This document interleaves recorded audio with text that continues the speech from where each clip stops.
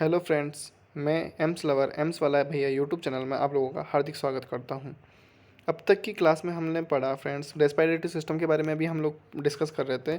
अभी इस सिस्टम के बारे में हमारी 2 क्लास हो गई है, जिसमें से फर्स्ट क्लास में हमने रेस्पिरेटरी सिस्टम की एनाटॉमी और फिजियोलॉजी के बारे में पढ़ा। सेकंड क्लास में हमने रेस्पिरेटरी सिस्टम के डिसऑर्डर्स के बारे में पढ़ा, जो कि एमएसएन का पोर्शन है। अब जो थर्ड क्लास है, उस क्लास में हम रेस्पिरेटरी सिस्टम के एमसीक्यूज़ के बारे में डिस्कस करेंगे।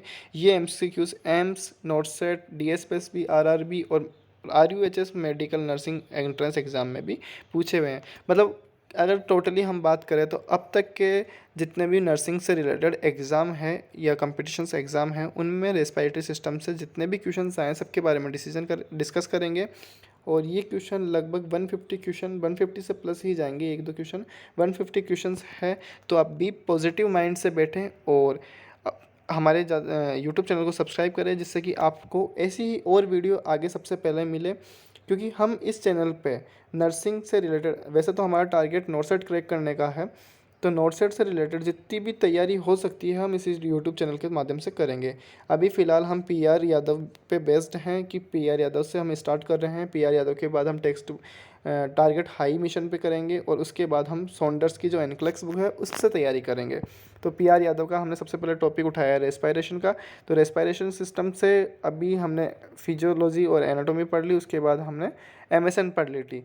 अब इसके बाद हम जो ने 2 क्लास ली थी उससे बेस्ड जितने भी एमसीक्यूज़ अभी तक आए हैं हमारे सामने, उनके बारे में डिस्कस करेंगे। तो फ्रेंड्स ज़्यादा आपका समय ना लेते हुए मैं आप लोगों से एक ही बात कहूँगा कि आप मेरे चैनल को ज़्यादा से ज़्यादा सब्सक्राइब करें और अपने फ्रेंड्स को शेयर करें, और साथ ही मेरे इंस्टाग्राम चैनल को भी फॉलो करें, जिससे कि मैं आपको फ्री नोट्स प्रोवाइड करवा सकूँ। अगर किसी को भी मेरे से फ्री नोट्स या एमसीक्यूज़ की पीडीएफ चाहिए तो वो मुझे डीएम कर सकता है या कमेंट बॉक्स में कमेंट कर सकता है, जिससे मैं आपको अपनी पीडीएफ प्रोवाइड करवा सकूँ। इट इज़ अ बिल्कुल फ्री ऑफ कॉस्ट। ये सब कुछ आप लोगों की तैयारी के लिए है फ्रेंड्स। तो ज़्यादा से ज़्यादा चैनल सब्सक्राइब करें और शेयर करें, जिससे आपके जैसे ही और किसी स्टूडेंट्स को पता चले कि यहाँ फ्री ऑफ कॉस्ट नोट्स भी मिलते हैं।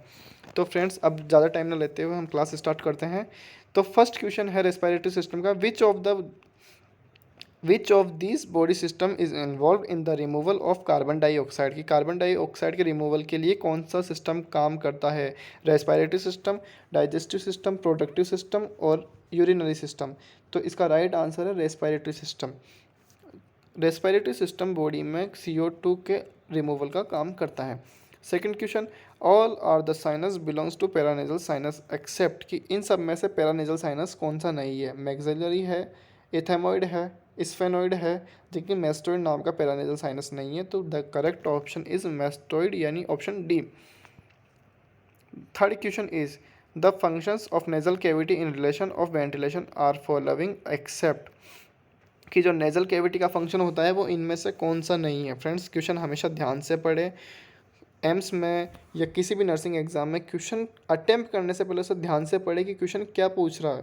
कई बार ध्यान से नहीं पढ़ने की वजह से हमें आता हुआ क्वेश्चन भी गलत हो जाता है। तो क्वेश्चन पढ़िएगा, the functions of nasal cavity in relation of ventilation are following, कि इनमें से कौन सा फंक्शन नहीं है नाक का? वार्मिंग, ह्यूमिडिफाई, रिमूवल और डिसइंफेक्शन। ABCD, तो इनमें से करेक्ट ऑप्शन है D.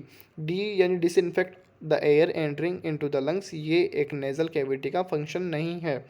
The fourth question is ringed found on the trachea are what in number. Rings found on the trachea are what in number, की ट्रेकिया के ऊपर कितनी rings पाई जाती है? तो हमने लास्ट क्लास में पढ़ा था कि ट्रेकिया के ऊपर 16 से 20 सी शेप की रिंग पाई जाती है, और ये रिंग बनी होती है क्रिकोइड कार्टिलेज यानी हाइलिन कार्टिलेज का जो पार्ट है उससे ही। तो द राइट ऑप्शन इज 16 से 20, मतलब option number C. Fifth question, the trachea और wind pipe is made up of cartilage rings shape of ring is, मतलब अभी हमने डिस्कस किया था कि कार्टिलेज के ऊपर जितनी भी रिंग्स पाई जाती है, जो कि सॉरी ट्रेकिया के ऊपर जितनी भी रिंग्स पाई जाती है वो कार्टिलेज की रिंग होती है। और वो रिंग किस शेप की होती है? वो रिंग होती है सी शेप की, एस शेप की, कौन शेप की या स्ट्रेट? तो फ्रेंड इसका राइट आंसर है वो रिंग होती है सी शेप की। Option A is correct answer. The cartilage that completely encircles the larynx with the narrow part anteriorly and broad part posteriorly is called thyroid cartilage, cricoid cartilage, arytenoid cartilage या epiglottis cartilage। तो the right option मतलब कि जो सी circle की shape होती है, वो जो सी शेप की जो रिंग्स होती है वो कौन से कार्टिलेज की बनी होती है फ्रेंड्स? अभी मैंने बताया था कि वो क्रिकोइड कार्टिलेज, जो कि हाइलिन कार्टिलेज का ही एक टाइप है, उससे बनी होती है। Next question is the voice box is known as, voice box का दूसरा नाम क्या है? फेरिंग्स, डायफ्राम, ब्रोंक्यूल्स या larynx? The right answer is option D, larynx. Congenital obstruction friends काफ़ी इंपॉर्टेंट क्वेश्चन है, इसको ध्यान से पढ़िएगा। Congenital obstruction of the posterior nares at the entrance to the nasopharynx is called, ये एक डिजीज से रिलेटेड क्वेश्चन है कि कौन सी वो कंजेनाइटल डिजीज है जो कि posterior nares at entrance to the nasopharynx is called? Tracheoesophageal fistula, oesophageal atresia, choanal atresia और डायफ्रैगमेटिक हर्निया? तो the right answer is choanal atresia. Choanal atresia क्या होता है? कोनल एट्रेसिया में जो नेड्स होती है, यानी कि नोस्ट्रल्स के लास्ट वाला ऑप्शन और पोस्टीरियर नेजोफेरिंजियल का स्टार्टिंग वाला ऑप्शन, वो किसी मेम्ब्रेन और बोनी स्ट्रक्चर के द्वारा ऑब्स्ट्रक्टिव रहता है, जिसकी वजह से रेस्पिरेशन प्रॉपर्ली नहीं हो पाती। इसकी डेफिनेशन पढ़ेंगे हम। Choanal atresia is a congenital occlusion of the passage between the nose and pharynx by a bony or membranous structure। Ninth question पढ़ेंगे friend.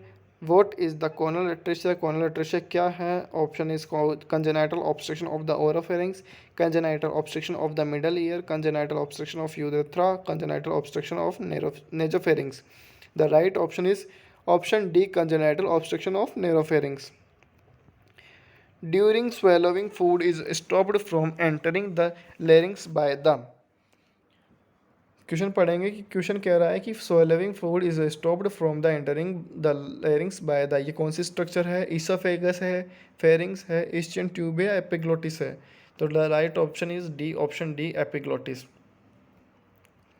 11th question, the larynx is closed during swallowing by, कि larynx swelling करते समय किस स्ट्रक्चर के द्वारा बंद रहता है? Vocal cord, epiglottis, cricoid cartilage या thyroid cartilage? The option right option is option B, epiglottis.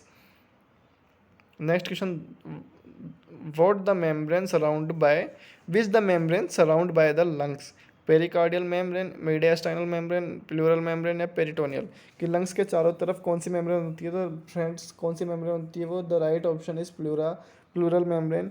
The correct option is option C. Next question पढ़ेंगे, the visceral pleura is, visceral pleura क्या होती है? The membrane lining surface of the lungs, कि lungs के lining वाली surface. The membrane lining walls of the thoracic cavity, thoracic cavity की lining wall को visceral pleura बोलते हैं। Thinnest portion of the peritoneum या fluid around the lungs? The right option is option A, the membrane lining surface of the lungs. The space called the a space called which is found by between the two pleural cavities, कि दो plural cavities के बीच में जो space होता है वो क्या होता है? उस स्पेस का नाम क्या है? ऑप्शन ए सिरोसा, पेराइटल, मीडियास्टाइनम या soleus? The correct option is option C. The name is mediastinum, a cavity in between two principal portions of an organ like the lungs surrounded by pleural cavity called mediastinum. The 15th question is the removal of tissue from the pleural space is known as, the removal of tissue from the pleural space known as lungs biopsy, pleural biopsy, spleen biopsy या liver biopsy? अगर pleural space से कोई organ या tissue removal किया जाता है तो उसे बोलते हैं pleural biopsy. The correct option is option B. The organ which is located in the pleural cavity of the thorax is, easy question, what is the lungs, what is the name of the lungs? That organ is liver, heart, lungs and kidney? The correct option is lungs. The collapse of the alveoli is prevented by, कि alveoli को collapse होने से कौन बचाता है? Friends हमने last class में पढ़ा था इसके बारे में। Option A cilia, option B mucus, option C surfactant, option D pleural fluid?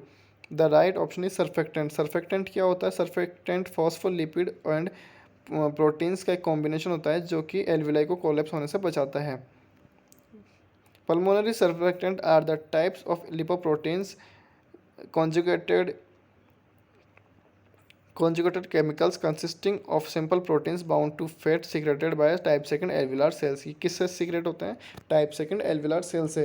It decreases the surface tension of the fluid lining the alveoli, permitting expansion of alveoli, preventing collapsing of alveoli. मतलब जो कि alveoli के collapse होने को prevent करता है.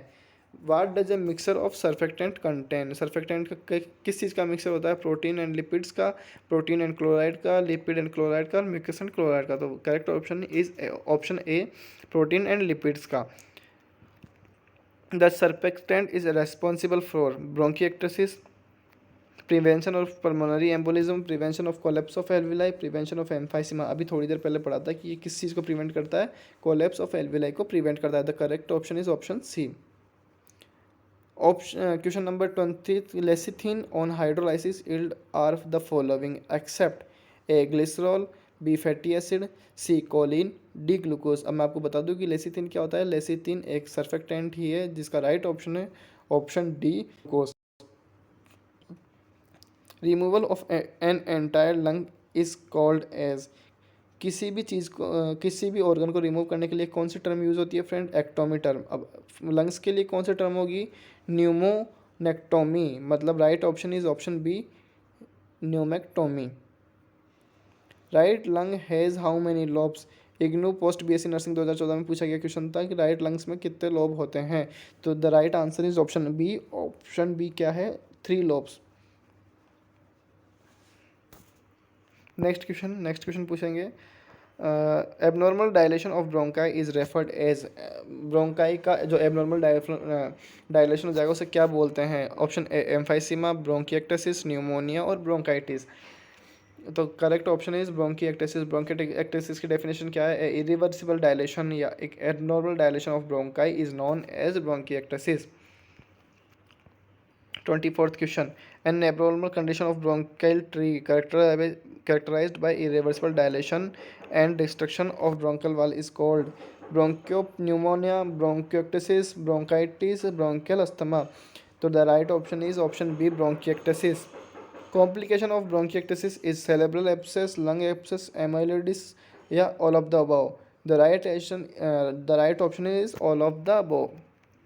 A disease condition characterized by excessive mucus collection with collapse of alveoli. Collapse of asthma, atelectasis, bronchiectasis, lung abscess. The correct option is atelectasis. कि collapse of alveoli किसे बोलेंगे फ्रेंड्स? याद रखेंगे, कोलेप्स ऑफ एल्वियोलाई बोलेंगे एटिलेक्टेसिस को, जो किसकी वजह से होता है? सर्फेक्टेंट की डेफिशिएंसी की वजह से होता है. ए क्लाइंट फ्रेंड्स, अब मैं आपको बताना चाहूँगा कि एम्स में या नॉर्थ सेट में ज़्यादातर क्वेश्चन कंडीशन या सिचुएशनल बेस्ड आते हैं, जिसमें आपको एक सिचुएशन दी जाएगी एक पेशेंट के बारे में और उसको आपको डायग्नोस करके उसकी डिजीज़ कंडीशन बतानी है या उसका ट्रीटमेंट कंडीशन बताना है. तो 27th नंबर का क्वेश्चन इसी चीज़ पे बेस्ट है कि a client is admitted with suspected atelectasis. Which clinical indicator does the nurse expect to identify when assessing the client? Option A, slow deep respiration, B diminished breath sound, C a dry and productive cough और D a normal oral temperature. तो friend अगर atelectasis के लिए कोई भी question आ जाए या इसका जो डायग्नोसिस आ जाए तो सबसे पहले डायग्नोसिस करेंगे कि a diminished breath sound. Option B is correct option. 28th number question. Next question हम देखेंगे. Which intervention should the nurse implement to help prevent atelectasis in a client with fracture ribs as a result of chest trauma? कि अगर एक कोई client है उसको chest trauma है और उसकी जो रिब्स है वो फ्रैक्चर हो गई है, तो एटिलेक्टेसिस को प्रिवेंट करने के लिए हम कौन सा इंटरवेंशन यूज करेंगे? तो फर्स्ट है apply a thoracic binder for support, stop pain medication first day after injury, position client face down on a soft mattress, encourage coughing and deep breathing. तो फ्रेंड्स हम एटिलेक्टेसिस को prevent करने के लिए उसको बोलेंगे कि आप ज़्यादा से ज़्यादा खांसी करें और डीप ब्रीथ लें, मतलब encourage coughing and deep breathing. Option D is correct option. Which lobe is most commonly affected in children with pulmonary atelectasis? की पल्मोनरी एटिलेक्टेसिस के दौरान बच्चों में कौन सा लोब सबसे ज़्यादा अफेक्ट होता है? Right upper lobe, right lower lobe, left upper lobe, left lower lobe. तो right upper lobe is the correct answer. Which organ of the body involve the process of respiration? कि respiration की process में कौन सा जो organ है वो use में होता है? Liver, brain, lungs and kidney. तो साफ सी बात है फ्रेंड, रेस्पिरेशन के लिए लंग्स यूज़ में होते हैं. Option C is the correct option. Exchange of gases between the blood and lungs is called as oxygenation, external respiration, internal respiration और excretion. तो right answer is external respiration. External respiration क्या होता है friends कि blood और lungs के बीच में जो गैसेस का एक्सचेंज होता है वो होता है एक्सटर्नल रेस्पिरेशन. और ब्लड एंड टिश्यूज़ के अंदर जो गैस का एक्सचेंजेस होता है वो होता है internal respiration. RUSS post BSc nursing के एंट्रेंस में ये क्वेश्चन पूछा गया था. नेक्स्ट क्वेश्चन में हम देखेंगे विच of the following part of respiratory system is the side for external respiration. ये एक्सटर्नल रेस्पिरेशन मेनली कहाँ होता है? ट्रेकिया में होता है, ब्रोंकाई में होता है, ब्रोंकियस में होता है और एल्वियलस में होता है. The right option is correct option D, alveolus. During internal respiration gases exchanges occurs between. Internal respiration के बीच गैस, इंटरनल रेस्पिरेशन के दौरान गैसेज का एक्सचेंज होता है वो कहाँ होता है? लंग्स और एनवायरनमेंट में नहीं. ब्लड वेसल्स एंड टिश्यू में हाँ. Blood vessel and tissue, heart and lungs और ऑल ऑफ द वो. लंग्स और एनवायरनमेंट में जो वो ट्रांसफ़र होगा वो तो होगा एक्सटर्नल रेस्पिरेशन. ब्लड वेसल्स और जो टिश्यू में होगा वो होगा internal respiration. So right option is the option B is correct option. What is the process of exchange of gases between capillary blood and local blood. Capillary और local blood के बीच में जो गैसेस का एक्सचेंज होगा वो क्या होगा? Anaerobic respiration, internal respiration, cellular respiration या एक्सटर्नल रेस्पिरेशन. तो friend right option is option B, internal respiration. Which condition is responsible for inspiration. Inspiration के लिए कौन सी कंडीशन होना जरूरी है? Dilation of intercostal muscles, contraction of intercostal muscles, contraction of diaphragm. D both contraction of intercostal muscles and contraction of diaphragm. तो dilation of intercostal muscle होगा तो उसके लिए उससे तो फिर इंस्पायरेशन नहीं होगा, एक्सपायरेशन होगा. तो ऑप्शन बी और सी इसका राइट आंसर है, मतलब ऑप्शन डी इसका करेक्ट आंसर है. 36 the main muscles of inspiration is. Friends हमने लास्ट क्लास में पढ़ा था नोट्स पढ़ते टाइम की कि प्राइमरी इंस्पायरेटरी मसल्स कौन सी है. तो उसका जो राइट आंसर है वो डायफ्राम है, रेक्टस एब्डोमिनस है या स्केलिनस एंटीरियर है या इंटरनल इंटरकोस्टल मसल्स है. तो correct option is option A, diaphragm. What is the major muscles responsible for breathing in humans. Humans में ब्रीथिंग के लिए कौन सी मसल्स मेजर रिस्पॉन्सिबल होती है? अभी लास्ट क्वेश्चन में हमने देखा था. The right answer is diaphragm. AIIMS Jodhpur nursing staff grade first के लिए क्वेश्चन पूछा गया था. Effect on shape of heart during expiration. Expiration के दौरान हार्ट की जो शेप है उस पर कौन सा इफेक्ट पड़ता है? कि शेप डिक्रीज होती है, इंक्रीज होती है, अनचेंज होती है, नन ऑफ द वो होती है. अब हार्ट का एक्सपायरेशन से कोई रिलेशन नहीं है तो इसके लिए हार्ट की जो शेप होती है वो अनचेंज होती है. The exchange of gases inside the lungs actually occurs inside टिनी sex cold. कि जो लंग्स में गैस का एक्सचेंज होता है एक्चुअली में वो एक टिनी सेक्स में होता है. उन सेक्स का नाम क्या है? ब्रोंकाई, सीलिया, कैपिलरीज या alveoli. The right option is option D, alveoli. Gaseous exchange takes place in the bronchus, alveoli, trachea or nose. The right option is option B, alveoli. Atmospheric pressure is important in the process of.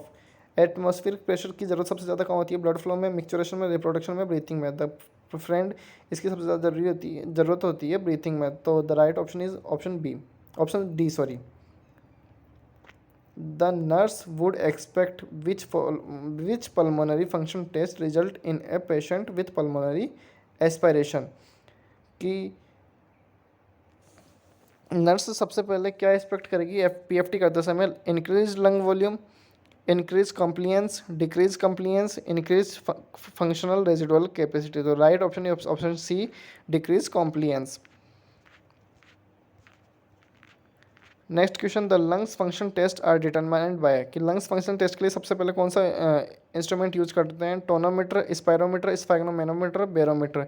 जो respiratory system की second class थी उसमें मैंने आपसे एक question भी पूछा था कि हम पीएफटी करने के लिए कौन सा इंस्ट्रूमेंट यूज करते हैं, कमेंट में बताना.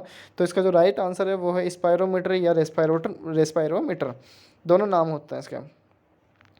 Incentive spirometer is mainly used to prevent atelectasis, prevent pneumonia, promote wound drainage, promote early ambulation. So the right option is option A, prevent atelectasis. The rationale for asking a patient to breathe in or hold breath for 3 seconds during incentive spirometry is to. मतलब कि जो patient को breathe लेने के लिए बोलते हैं और उसको अंदर होल्ड करने के लिए बोलते हैं 3 सेकंड के लिए, वो बोलते क्यों हैं? help re-expansion of alveoli, reduce pain at incision site, mobilize secretion of products, produce hypercarbia. तो राइट ऑप्शन है help re expansion of alveoli. Alveoli के री एक्सपेंशन के लिए हम इसको जो आज पेशेंट को बोलते हैं, एडवाइस करते हैं। The correct option is option A.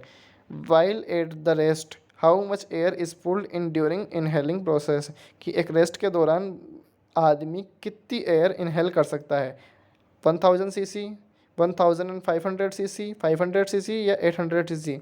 The right option is option C, 500 CC एक बार में आदमी रेस्टिंग प्रोसेस में इनहेल कर सकता है। A patient is scheduled for a pulmonary function test, the nurse explain that during the test is respiratory therapist will ask the patient to breathe normally to measure the. अब ये एक condition है, इस condition के अंदर nurse patient को बोलती है कि एक नॉर्मल ब्रीथ लो, तो उस ब्रीथ के दौरान नर्स या थेरेपिस्ट है वो क्या असेस करना चाह रहा है, tidal volume, residual volume, total lung capacity या वाइटल कैपेसिटी। तो जो नॉर्मल ब्रीथ होता है उसके में हम क्या असेस करते हैं फ्रेंड, टाइडल वॉल्यूम असेस करते हैं। The correct option is option A, normal tidal volume is. Friends, अगर आपको पल्मोनरी फंक्शन टेस्ट के बारे में पढ़ना है तो आप हमारी फर्स्ट क्लास में पढ़ सकते हैं, उसमें लास्ट में हमने पीएफटी यानी पल्मोनरी फंक्शन टेस्ट के बारे में बता रखा है, वहाँ से आप पीएफटी वगैरह पढ़ सकते हैं। उसमें हमने सारी वॉल्यूम और कैपेसिटी बता रखी है लंग्स की। तो 10th क्वेश्चन भी इसी से रिलेटेड है कि नॉर्मल टाइडल वॉल्यूम क्या है। नॉर्मल टाइडल वॉल्यूम है 100 ml, 600 ml, 400 ml या 500 ml। The correct option is option D, 500 ml normal tidal volume होती है। The volume of air normally inhaled and exhaled which each regular breath is called as, कि एक बार normal volume ले ली air की, उसको inhale कर लिया और एक्सहेल कर लिया, उसको क्या बोलते हैं, vital capacity, anatomical dead space, tidal volume या timed vital capacity. The correct option is option C, tidal volume. Tidal volume कितना होता है friends, 500 ml। Volume remaining in the lungs and having a maximum expiratory effort is known as, कि एक maximum expiratory effort लगाने के बाद कितनी volume रह गई, उस वॉल्यूम को क्या बोलते हैं, vital capacity, residual volume, tidal capacity या total lung volume. The right option is option B, residual volume. मतलब एक फोर्सफुल एक्सपायरेशन के बाद में जो वॉल्यूम एयर में बच जाती है उसे बोलते हैं रेजिडुअल वॉल्यूम। रेजिडुअल वॉल्यूम का काम क्या होता है कि जो एल्वियोलाई होती है उसको कोलैप्स होने से रोकने के लिए, या मतलब कि जो ब्रीदिंग होती है उस साइकिल को कंटिन्यू रखने के लिए वो एयर की जो हमें ज़रूरत पड़ती है। उस एयर का जो नॉर्मल वैल्यू होता है वो कितना होता है, 1200 यानी 1200 ml, 1200 ml उस रेजिडुअल वॉल्यूम का नॉर्मल वैल्यू होता है। The largest volume of air which can be expelled from the lungs during maximum expiration is called tidal volume, residual volume, inspiratory reserve volume, expiratory reserve volume. The right option is option D, the expiratory reserve volume. The maximum volume of air that can be expired after a maximum inspiratory effort is tidal volume, residual volume, vital capacity or functional residual capacity. The right option is vital capacity. vital capacity की normal value कितनी होती है friend, 4800 ml. What is the appropriate maximum air volume in the lung for normal healthy adult, कि एक adult की total lung volume कितनी होती है, मैक्सिमम लंग वॉल्यूम कितनी होती है, वो होती है 6000 ml। Option B is correct option. How how is the functional residual capacity measured, functional FRC measure करने का फॉर्मूला क्या होता है friend, X FRC is equal to ERV plus RV. मतलब कि जो राइट ऑप्शन है फ्रेंड्स, चेक करिएगा अपने नोट्स में, मतलब जो मेरी लास्ट क्लास पढ़ाई थी उसमें चेक करिएगा कि एफआरसी का फॉर्मूला क्या होता है, ERV plus RV, expiratory reserve volume plus reserve volume. The correct option is option A, respiratory rate multiplied by tidal volume. अगर हम रेस्पिरेटरी रेट को टाइडल वॉल्यूम से मल्टीप्लाई कर लेते हैं तो उस वो क्या शो करता है, expiratory reserve volume, maximum voluntary ventilation, total lung capacity या मिनट वॉल्यूम। तो फ्रेंड्स इसका जो राइट आंसर है वो है मिनट वॉल्यूम। मिनट वॉल्यूम एक आदमी की कितनी होती है फ्रेंड्स, अगर किसी आदमी की जो नॉर्मल ब्रीथ आ रही है वो आ रही है 12 ब्रीथ पर मिनट और उसकी टाइडल वॉल्यूम है 500 ml, तो नॉर्मल इसकी जो टोटल मिनट वॉल्यूम कितनी आ जाएगी, वो हो जाएगी 6000 ml। The lung volume capacity date does not change with pulmonary decrease, कि लंग्स की वो कैपेसिटी कौन सी है जो कि पल्मोनरी डिजीज से डिक्रीज नहीं होती? Vital capacity, total lung capacity, tidal volume या inspiratory capacity. The right answer is option C, tidal volume. Tidal volume कभी भी कोई भी पल्मोनरी डिजीज के द्वारा डिक्रीज नहीं होती, क्योंकि एक आदमी को 500 ml एयर तो चाहिए ही चाहिए एक रेस्टिंग इंस्पायरेशन और एक्सपायरेशन के दौरान। Total lung capacity in A newborn, newborn की लंग कैपेसिटी कितनी होती है? 100 ml, 350 ml, 500 ml या 150 ml? The right option is option C, 150 ml। अगर अब आप इस टेबल में देख सकते हैं कि 150 ml केस होगी, हालांकि एक नॉर्मल इन्फेंट की जो कैपेसिटी होती है वो होती है 189 ml। Fifth, capnography is measurement of, capnography किसे कहते हैं फ्रेंड? कैप्नोग्राफी कहते हैं कि एक इनहेलेशन और एक एक्सहेलेशन के दौरान कंटिन्यूसली मेजरमेंट ऑफ एक कंसंट्रेशन ऑफ CO2, मतलब कि इनहेलेशन और एक्सहेलेशन के दौरान हमने CO2 की कंसंट्रेशन कंटिन्यूसली मेजर की है, वो होती है कैप्नोग्राफी। तो कैप्नोग्राफी में किस चीज़ का मेजरमेंट किया जाता है? बाइकार्बोनेट कंसंट्रेशन का, H+ आयन कंसंट्रेशन का, CO2 कंसंट्रेशन का या आयन ग्रेप का। तो option C is correct option, की इसमें CO2 की कंसंट्रेशन का मेजरमेंट किया जाता है। All of the following disease are chronic pulmonary disorder except, कि COPD के अंदर कौन सी डिजीज को इंक्लूड नहीं किया गया है? Emphysema, bronchial asthma, chronic bronchitis या pleural effusion. The correct answer is option D, pleural effusion. Pleural effusion को COPD में इंक्लूड नहीं किया गया है। Next question, which of the following entities is not included in COPD, की इनमें से कौन सी डिजीज COPD में नहीं है? क्रॉनिक ब्रोंकाइटिस, अस्थमा, एम्फाइसीमा या न्यूमोनिया। तो right option is option D, pneumonia. Diagnosis of COPD can be firmed made by spirometry, X-ray, chest auscultation या ब्लड टेस्ट। किस डायग्नोसिस के लिए सबसे पहले कौन सा COPD के लिए सबसे पहले कौन सा डायग्नोसिस किया जाता है? तो the right answer is spirometry, option A is correct answer. The most common accurate way to determine the need for oxygen in a patient with COPD is by, कि COPD के लिए सबसे मोस्ट कॉमन एक्यूरेट वे कौन सा है patient की oxygen level को measure करने का? Observing the skin colour, nothing change in the vital sign, asking how the patient feels, blood gas analysis. ABG analysis is the most common accurate way to determine the need for oxygen in a patient with COPD. Which of these expected, next question है friends, which of these is expected finding in a patient with COPD? Tactile firmitious and wheezing, bronchial breath sound over peripheral field, hyperresonance over posterior lobe, distended neck vein with cyanosis। कि सबसे पहले जो COPD होगा उसमें patient में हम क्या expect करेंगे? तो राइट आंसर है distended neck veins with cyanosis. उनमें डिस्टेंडेड नेक वेंस होगी और साइनोसिस यानी discolour bluish discolouration of skin होगा। और वो किसकी वजह से होता है? वो हाइपोक्सिया की वजह से होता है सबसे mainly. Distended neck vein and sinuses will be observed into COPD due to right ventricular heart failure caused by COPD। इस चीज़ को क्या बोलते हैं? कोर पल्मोनल। फ्रेंड हमने हमारे लास्ट नोट्स में पढ़ाया था कोर पल्मोनल के बारे में, कोर पल्मोनल्स के दौरान डिस्टेंडेड नेक वेन हो जाती है और साइनोसिस कॉज हो जाता है। When assessing a patient with COPD, nurse would expect with which laboratory finding? Decrease platelet count, increase PSO2 and decrease CO2 level, elevated serum cholesterol, elevated red blood cell count. की COPD होने के दौरान nurse सबसे पहले क्या laboratory finding assess करेगी? तो COPD के दौरान पेशेंट का red blood cell count increase होता है। The right option is option D. Now the next question is, the nurse is caring for a client diagnosed with COPD, which data would warrant immediate prevention by the nurse? The nurse is caring for a client diagnosed with COPD, which data would warrant immediate intervention by the nurse. Option A, client's pulse oximeter reading is 92, client's arterial blood gas is 74, client has SOB when walking to bathroom, client's sputum is very rusty color. So the right option is option D, client's sputum is rusty colored. blood tinged plurulent sputum called rusty sputum. Sometimes it's seen in patient with pneumococcal pneumonia. So the presence of rusty colored sputum warrants immediate intervention.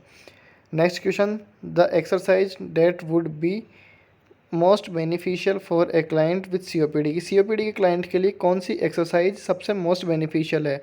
Control coughing, spirometer use, deep breathing या whistling while exhaling? The right option is option D कि deep breathing सबसे ज़्यादा most beneficial होती है COPD के client के लिए। Next question 67th question, which is an intervention for a patient with chronic obstructive pulmonary disease? High carbohydrate diet, high flow oxygen, chronic steroid therapy या purse lip breathing? की कौन सा intervention COPD के patient के लिए सबसे ज़रूरी है? तो option D purse lip breathing, क्योंकि पर्स लिप ब्रीथिंग क्या काम करता है? पर्स लिप ब्रीथिंग करता है reduce the amount of trapped air, कि जो ट्रैप्ड एयर होती है उसकी अमाउंट को रिड्यूस करता है। तो इसका जो राइट ऑप्शन है वो है option D. Next goal, the goal of pursed lip breathing exercise is, कि पर्स्ड लिप ब्रीथिंग एक्सरसाइज का गोल क्या है? पर्स लिप ब्रीथिंग एक्सरसाइज का गोल है prevention aspiration pneumonia, strength the diaphragm, लूजन the bronchial secretion, and option D is the reduce the amount of trapped air. The right option is option D, reduce the amount of trapped air. अभी मैंने last question में बताया कि pursed lip breathing का जो गोल होता है वो reduce the amount of trapped air होता है। How a nurse will teach breathing exercise for a patient with chronic bronchitis used? Chronic bronchitis के पेशेंट को नर्स कैसे टीच करेगी कि उसको किस टाइप की ब्रीथिंग पैटर्न यूज़ करना चाहिए? Option A chest breathing, option B use diaphragmatic breathing, option C open mouth breathing या ऑप्शन डी इनहेलेशन ब्रीथिंग? तो option B is the correct answer की यूज डायफ्रामेटिक ब्रीथिंग। एम्फाइसीमा से related question आने वाले हैं हम। 70वां नंबर का question है कि the destruction of alveolar wall is called, the destruction of alveolar wall is called as emphysema. The right option is option C. Next question, the barrel chest in seen in emphysema kyphoscoliosis, rickets या pneumonia? तो right answer is emphysema. Barrel chest emphysema का main clinical manifestation है, तो the barrel chest is seen in emphysema. Correct option is option A. Which of the following assessment finding the nurse में expect during physical examination of a patient with emphysema? ये जो emphysema का patient होगा उसका physical examination में nurse सबसे पहले क्या फाइंड करेगी? Diminished breath sound, purulent sputum, dull chest pain या generalised oedema? The right option is option A, diminished breath sound. Friends याद रखेंगे कि जो एम्फाइसीमा वाला पेशेंट होता है उसमें नर्स सबसे पहले असिस्ट करती है diminished breath sound. Alpha 1 antitrypsin deficiency lead to, alpha 1 antitrypsin की वजह से कोज हो सकता है एम्फाइसीमा। फ्रेंड्स लिख के नोट करके रख लीजिए कि अल्फा 1 एंटीट्रिप्सिन की वजह से एम्फाइसीमा कोज हो सकता है। It is a most important question according to nursing competition. 74th number question, dietitian will prescribe one of the following diet for a patient who is suffering from emphysema? मैंने notes में लिखवाया था friends, notes में राउट down करवाया था कि जो emphysema का पेशेंट होगा उसको हाई प्रोटीन और हाई कैलोरी डाइट देंगे। फ्रेंड तो राइट ऑप्शन इसका क्या होगा? Option number B, high protein and high calorie diet. Question number 75th, asthma is a best characterized as, asthma is a best characterized, option A an inflammation, option B a steady progressive disease, option C obstructive disease with loss of alveolar wall, option D chronic obstructive disorder characterized by mucus protection? So the right answer is an inflammatory condition. Asthma is an inflammatory condition which is caused by an allergens. Next question, the most common cause of asthma is, the most common cause of asthma is allergy. It is the most important question according to asthma कि asthma का most common cause क्या होता है friend. Asthma का most common होता है allergy. Allergy के base पे अस्थमा को दो भागों में बांटा गया है कि एक एलर्जिक अस्थमा और एक non allergic asthma. Next question friend, next question पे बात करते हैं हम।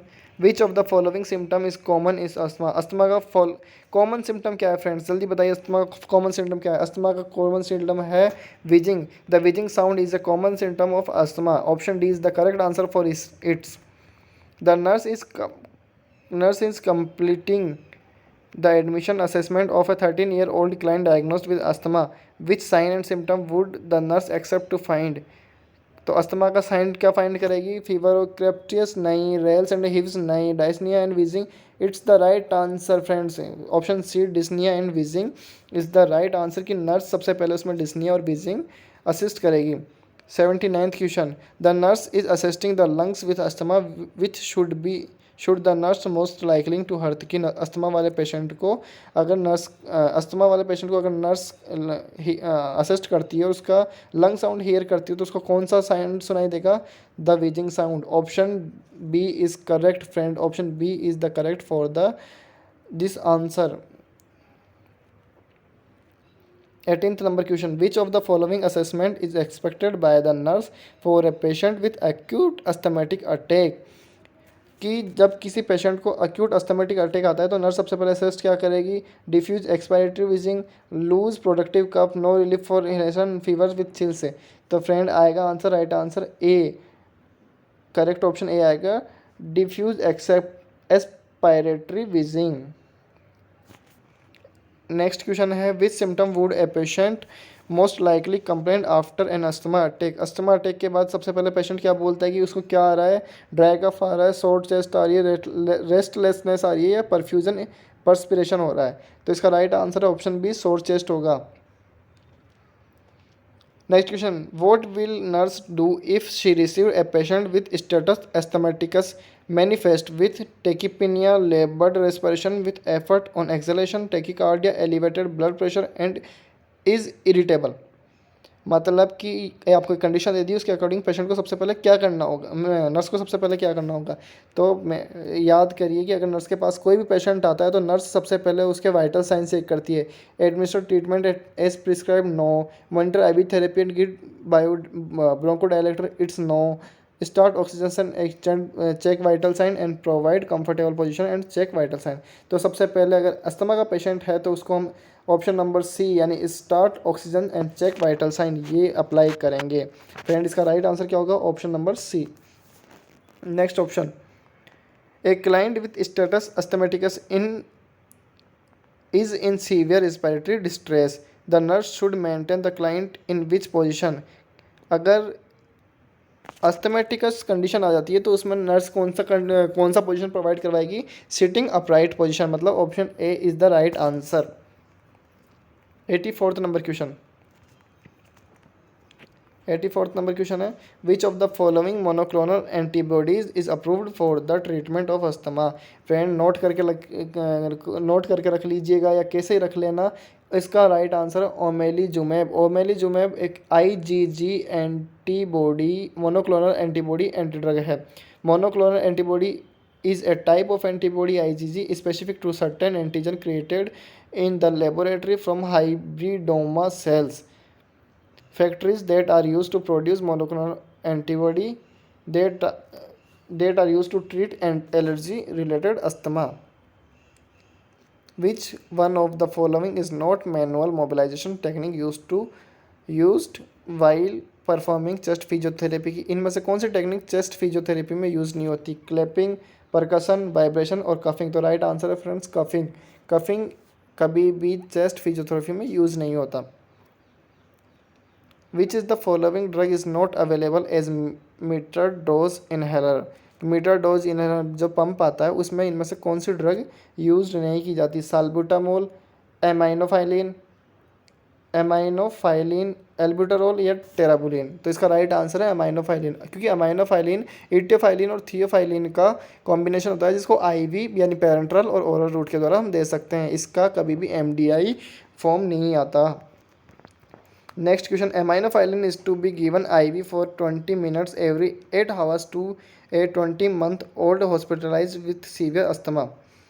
Before administration, the nurse should take the infant's pulse, monitor the infant's BP, check the infant's temperature, administration oxygen to the infant. Friend, tachycardia aminophylline का जो side symptom होता है, वो साइड इफेक्ट होता है, वो होता है कि ये टेकीकार्डिया कोज कर देती है. तो सबसे पहले नर्स होगी वो पेशेंट का या इन्फेंट का पल्स रेट चेक करेगी, उसके बाद में अमाइनोफाइलिन इंड्यूस करेगी. तो राइट ऑप्शन हो जाएगा इसका option A. A nurse receive an order to give a patient 2 puffs of salmeterol and 2 puffs of beclomethasone dipropionate by a meter dose inhaler. The nurse should administer the medication by कि एक nurse को 2 puff तो सालमेट्रोल के और 2 puff beclomethasone डाइप्रोपियोनेट के order करने इन patient को provide करवाने हैं. इसका एक ऑर्डर आया है, तो उसको वो कैसे प्रोवाइड करवाएगी? Alternating a single puff of each beginning with salmeterol, giving a beclomethasone first, then the salmeterol, giving the salmeterol first and then the beclomethasone, alternating a single puff of each beginning the beclomethasone. नहीं, इसका सही option आएगा option C की. सबसे पहले हम सालमेट्रोल का first and second dose दे देंगे, उसके बाद हम 5 मिनट बाद में बेक्लोमेथासोन का फर्स्ट एंड सेकेंड डोज दे देंगे. तो right option is option C. The client is diagnosed with asthma, is admitted to the emergency department with his difficult breathing and a blur condition around the mouth. Which diagnostic test will be ordered to determine the status of client? Complete blood count, pulmonary function test, allergy screening test या drug cortisol level. तो इसका right answer होगा option B, PFT, pulmonary function test. Which is the most relevant knowledge about oxygen admission to a client with COPD? Oxygen is administered best using a nano breather mask, blood gases are monitored using a pulse oximeter, hypoxia stimulant centers chemoreceptors in medulla that makes the client breathe. Oxygen at 1 to 2 liter minute is given to maintain the hypoxia stimulation for breathing. The right option is option D कि patient को low concentration पे यानी 1 से 2 litre पर minute के हिसाब से हम उसको ऑक्सीजन प्रोवाइड करवा देंगे अगर पेशेंट को COPD कंडीशन है. तो अगर आपको इसका रेशनल पढ़ना है तो आप यहाँ से पढ़ सकते हैं कि ऐसा क्यों किया गया है, हमने स्पेशल के साथ ऐसा क्यों दिया है.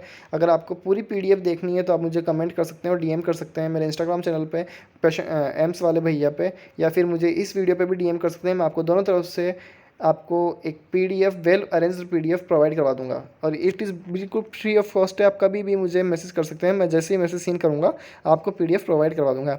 ए prescribed amount of oxygen is needed for a patient with COPD to prevent cardiac arrest related to increased partial pressure to carbon dioxide in arterial inhibition of respiratory hypoxic stimulus, circulatory overload due to hypervolemia, respiratory excitement. तो right option होगा option B, inhibition of respiratory hypoxic stimulus.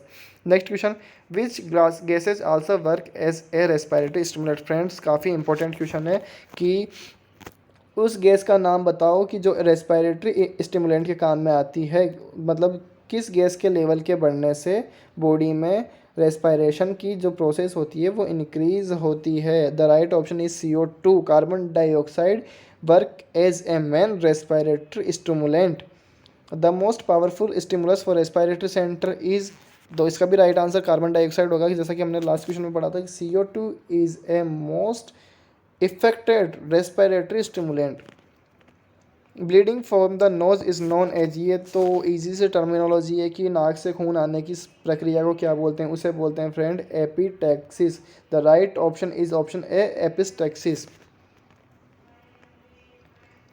Next question, blood into sputum of patient is called is, कि अगर sputum के साथ blood आए तो उसे क्या बोलते हैं? हीमोटाइसिस, एपिस्टैक्सिस, हेमेटेमेसिस या मेलेना. मेलेना तो बोलते हैं ब्लड एंड स्टूल के मिक्सचर को, हेमेटेमेसिस बोलते हैं कि ब्लड एंड वॉमिटिंग के मिक्सर को, एपिस्टैक्सिस बोलते हैं कि नोज के थ्रू ब्लड आना को, हीमोप्टाइसिस यानी ऑप्शन ए. फ्रेंड, इसका जो राइट आंसर है वो ऑप्शन ए है, मतलब कि हीमोप्टाइसिस. हीमोप्टाइसिस मीन्स होता है blood into sputum.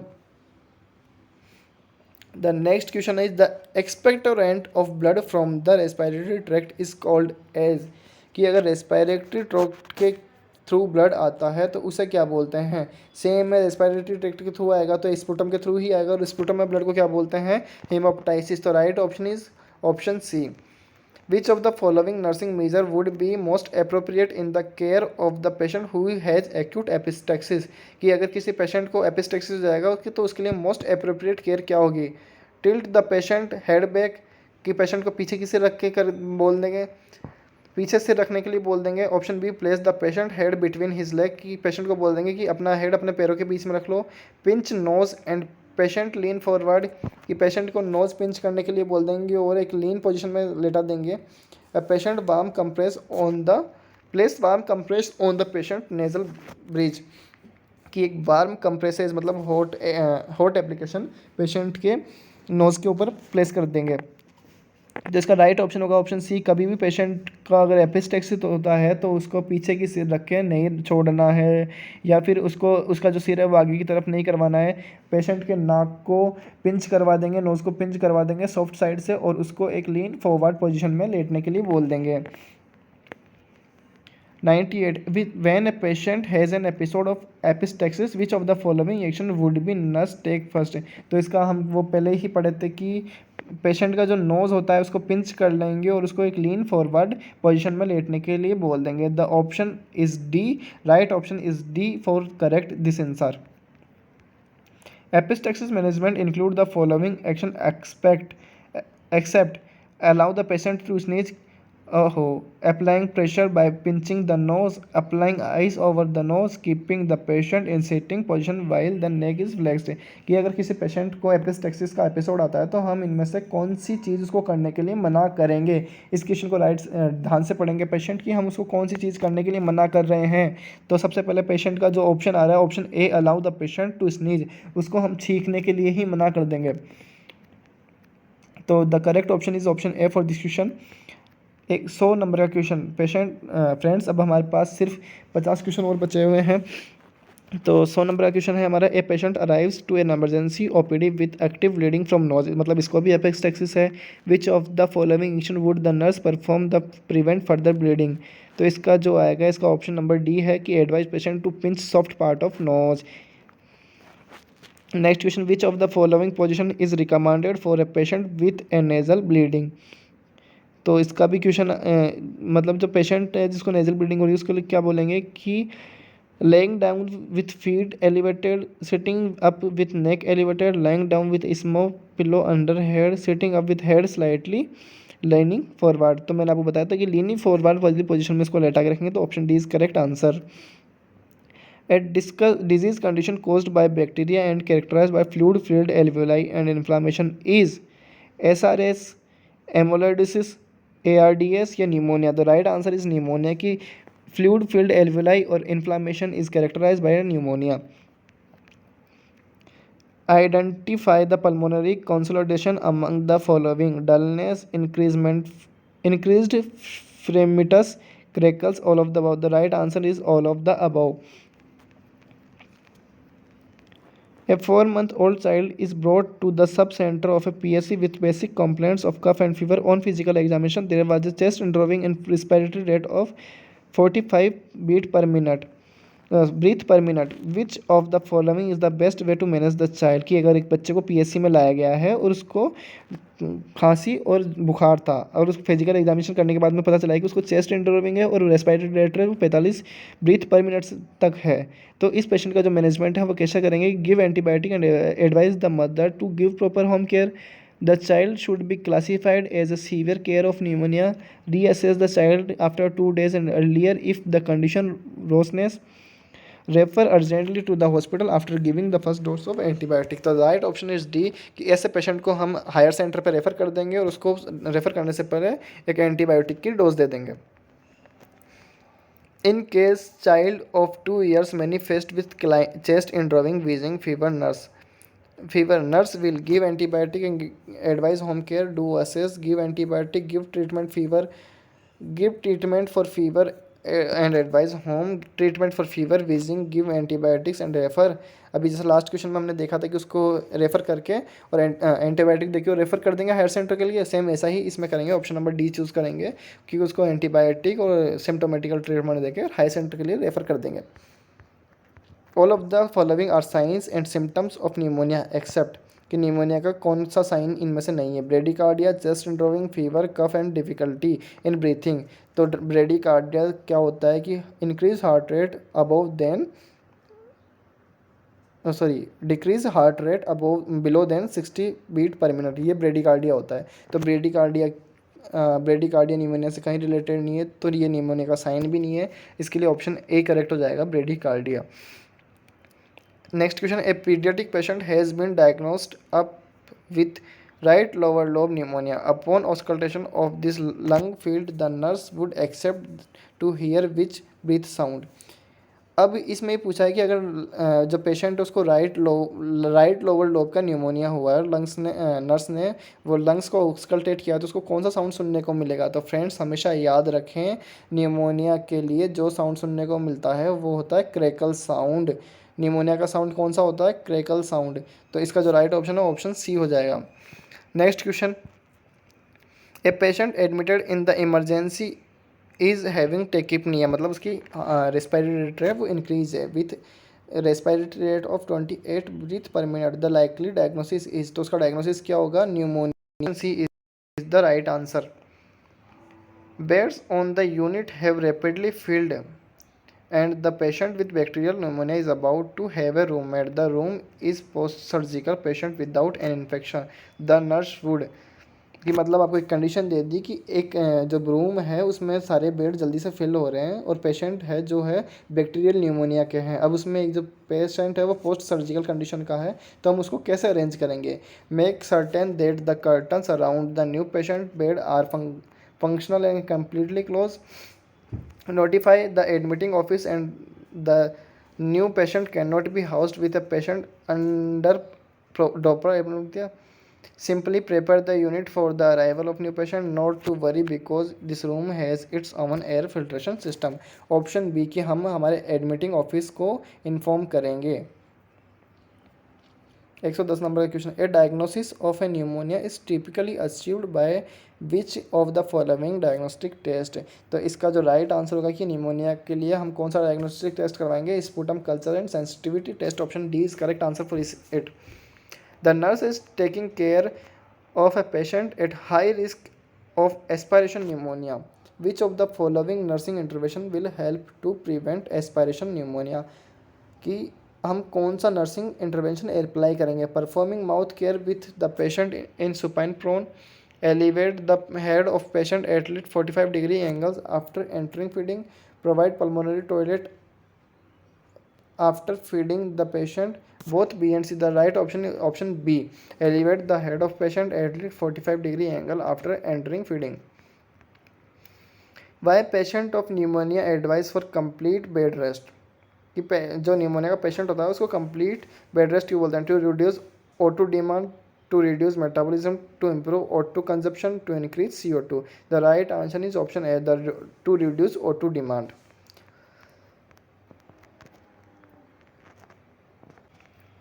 A 6-year-old child is admitted to the hospital with pneumonia. An immediate priority the child's nursing care would be rest, nutrition, exercise, elimination. The right option is option A, rest, because we have to reduce O2 demand of patient. 114th number question, treatment of pneumonia in infants under 2 months of age is giving injection benzyl penicillin and ampicillin, injection procaine penicillin and ampicillin, injection benzyl penicillin and gentamicin, injection procaine penicillin and gentamicin. The right option is option C, injection benzyl penicillin and gentamicin. The standard treatment of pneumonia in a 4-year-old child would include daily dose of clotrimazole, कि clotrimazole की standard dose क्या होगी 4-year-old child में। तो ये question pharma से related है friends. इस क्वेश्चन का राइट आंसर होगा option D, 3 tablets twice a day, मतलब दिन में तीन बार 3 टैबलेट देनी है। Sorry friends, twice a day का मीन्स होता है दिन में 2 बार, 3 टैबलेट्स दिन में 2 बार आपको देनी है। The right option is option D. A 6-year-old child is admitted to the hospital with pneumonia. An an immediate priority in this child nursing care would include all of the following except a 6-year-old child admitted to the hospital with pneumonia. ठीक है, एक 6 साल का बच्चा है जो hospital में admit है न्यूमोनिया कारण। An immediate priority of child nursing care would include all of these following except, कि हम बच्चे को क्या केयर देंगे इनमें से छोड़ के। Provide nutrition of the child, assess respiratory status and sign of cyanosis, give Fowler position, semi Fowler position, give oxygen according to the program. तो इसको हम क्या नहीं देंगे, provide nutrition of the child, ये हम इस पर बिल्कुल भी अप्लाई नहीं करेंगे। Which of the following nursing diagnosis is a priority for a patient diagnosed with pneumonia, कि नर्स सबसे पहले क्या डायग्नोसिस करेगी, fluid volume deficit, risk for infection, impaired gas exchanges या इनइफेक्टिव कोपिंग। तो the right option is option C, impaired gas exchanges. In a 78-year-old smoker with streptococcal pneumonia and difficulty in coughing out secretion, the nursing diagnosis is community-acquired pneumonia with cough, pneumonia in elderly smoker who needs chest physiotherapy, acute chest infection with weakness of chest muscles, ineffective airway clearance related to effect of pneumonia. The right option is option D, ineffective airway clearance related to effect of pneumonia. Expanded of S A R S की full form क्या होती है, severe acute respiratory syndrome. Friend याद कर लेना कि S की full form क्या होती है, severe acute respiratory syndrome. Option B is the correct answer for this. Organ affected in two S यानी सार्स में सबसे ज़्यादा ऑर्गन कौन सा अफेक्ट होता है। ऑप्शन सोचने की जरूरत ही नहीं है इसके लिए, तो आंसर लंग्स है ही। Which medication should nurse anticipate ordering the client diagnosed with ARDS? An aminoglycoside antibiotic, a synthetic surfactant, a potassium cation, a non-steroid anti-inflammatory drug. So the right answer is option B, a synthetic surfactant. ARDS क्या होता है, ARDS होता है एटीलैक्टेसिस मतलब adult respiratory distress syndrome. और ये क्यों होता है कि अगर सर्फेक्टेंट की कमी हो जाती है तो ये ARDS हो सकता है। अब सर्फेक्टेंट की कमी है तो हम एक सिंथेटिक सर्फेक्टेंट यानी ऑप्शन बी चूज़ कर सकते हैं ARDS को रिड्यूस या ट्रीट करने के लिए। Which of the following indicator would show if the condition of patient with ARDS improving, arterial plus ABG values, bronchoscopy result, increased blood pressure, sputum culture and sensitivity result. The right answer is ABG values. Which of the following is true about acute respiratory distress syndrome? Alveoli are overexpanded, alveoli increase perfusion, alveolar space are filled with fluid, alveoli infuse gas and says. The right answer is alveolar spaces are filled with fluid. You identified that a polytrauma patient has gone into ARDS, acute respiratory distress syndrome, adult respiratory distress syndrome, when he developed pallor and cyanosis. You hear crackle sound over the chest on auscultation. His respiratory rate goes up to 18 minutes to 30 beats per minute. His blood pressure falls from 140 by 80 mm Hg to 90 to 60 mm Hg. The option correct is C. His respiratory rate goes up from 18 minutes to 30 minutes. What is an important symptoms of pneumothorax? Pneumothorax क्या होता है? Increase in breath sound on affected side, absence of breath sound on affected side, absence of breath sound on both side, and increase the breath sound on unaffected side. So right option is option B, मतलब absence of breath sound on affected sides. Treatment of choice in tension pneumothorax, water seal drainage, needle drainage, suctioning या postural drainage. की tension pneumothorax या pulmonary pneumothorax हो जाएगा तो उसको क्या हम एडवाइस करेंगे, तो उसके लिए हम निडल ड्रेनेज यानी कि थोरासिंथेसिस एडवाइस करेंगे। The arterial blood gas ABG of a patient with COPD deteriorate and respiratory failure is impending, for which clinical indicator should the nurse assess first?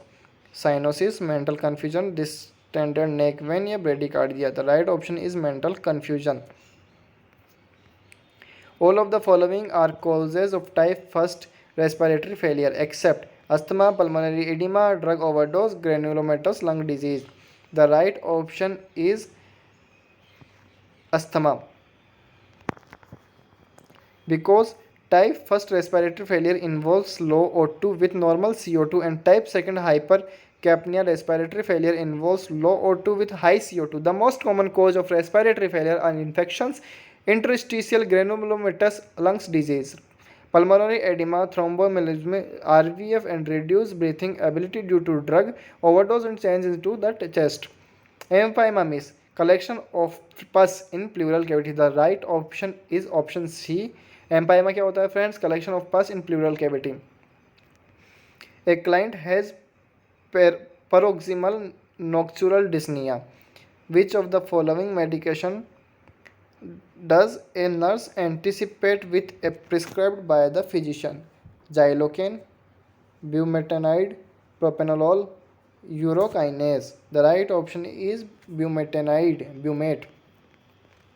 Treatment for a patient with severe flail chest and respiratory compromise may include chest tube placement at a mid-clavicular line, chest tube placement at the anterior third intercostal space, post-pressure ventilation and sedation, and restriction chest expansion band.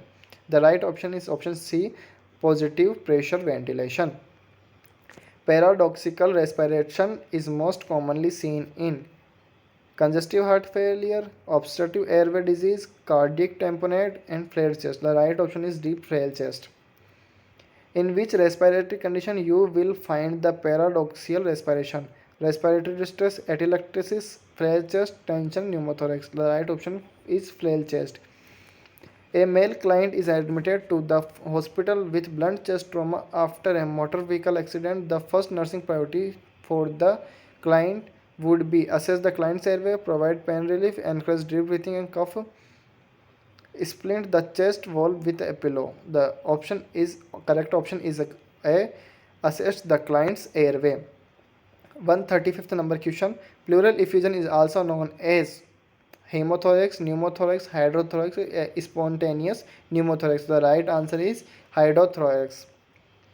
An accumulation of blood in the intrapleural space is pneumothorax, tensional pneumothorax, hemothorax या chylothorax. The right answer is option C, hemothorax. Abnormal accumulation of fluid in pleural space is called as pleural effusion. The right is option D. A client with cancer develops pleural effusion during chest auscultation. Following breath sound should be expected: crackles, ronchi, diminished breath sound या wheeze. So the right option is C, crackle sound. Which term should be used to document the musical sound generated by airflow through narrowing airways? The right option is option B. A low pitch, a continuous gurgling sound caused by secretion of large airway is called option B, ronchi sound. An auscultation of a breathing patient, you hear crackling sound at the lungs bases. The most likely diagnosis is crackling sound किस में आता है friends? Pulmonary oedema में. The right option is option B, pulmonary edema. The following statement is true regarding auscultation of the chest. The following statement is true regarding auscultation of a chest. Ronchi are characterized of heart failure. Crepitations are common in heart failure. Ronchi are common over pleural effusion. Crepitation are characterized of pleural effusion. The right option is option B. Crepitation are common in heart failure, because this is not a true regarding auscultation of chest. Which of the following pathophysiological changes are seen in patient with pleurisy? Inflammation of pleura stimulate nerve ending causing pain, decrease of absence of inflammation, increase pulmonary vascular resistance, increase pulmonary arterial pressure. The right option is option A. Inflammation of pleura stimulates nerve ending causing pain. 144th question. Before endotracheal intubation, some facts about trachea a nurse has to understand, and the all following are true regarding trachea except it is a 30 centimeter long. It bifurcates into two major bronchi. It starts at the level of C7th vertebra. It ends at the level of sternal angle of Louis. तो इसके बारे में मतलब question ये कह रहा है कि ट्रेकिया के बारे में इनमें से सही बात कौन सी नहीं है, तो ऑप्शन नंबर सी सही नहीं है।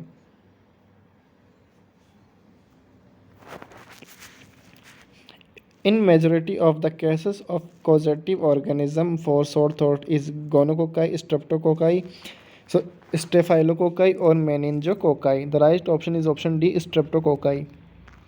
Common cause for bacteria sore throat is Streptococcus pyogenes, Mycoplasma pneumonia, Corynebacterium, Mycobacterium.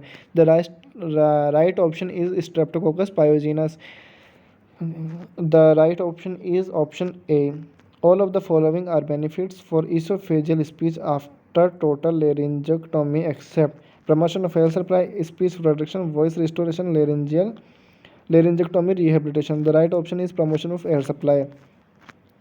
A nurse caring for a patient subjected to total laryngectomy should plan for supine position for patient, keeping tracheostomy cup fully inflated, alternative communication method, oral feed at intervals. The right option is C, alternative communication method.